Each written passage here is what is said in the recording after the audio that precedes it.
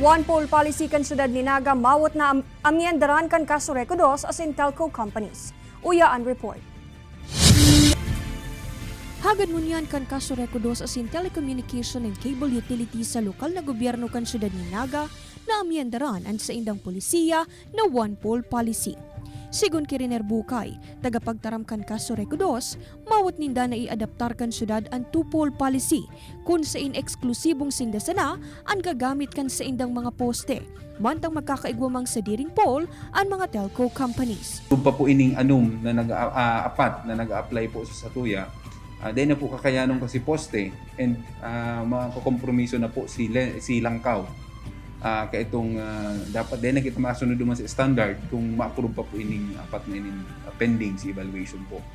Sigon kibukay, hagad ninda na ini magibuhan ng paagi, hulita dakula subuot ang posibilidad na makompromisoan sa indang hatod na serbisyo, siring man kan mga telcos, urog na subuot na haranina ang panahon ng tiguran asin mga bagyo na pwedeng maging rason kan vulnerability kan mga poste.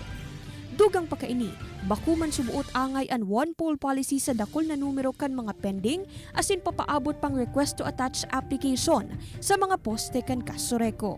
Pero hilingon po ang sitwasyon ngunyan, nakarelocate na kita ng mga poste, pero yung man po giraray sa sitwasyon, dakulon man po giraray nakikabit sa Satuya and kung hilingon po si mga nakakabit na wires, talagang day masisimbagan itong hagadan kang LGU Naga pag-abot po duman sa ordinansa ninda pag-abot sa anti-dangling wires. Sa ngunyan, igwaman subuot anom na telco companies na nakakabit sa Kasureko.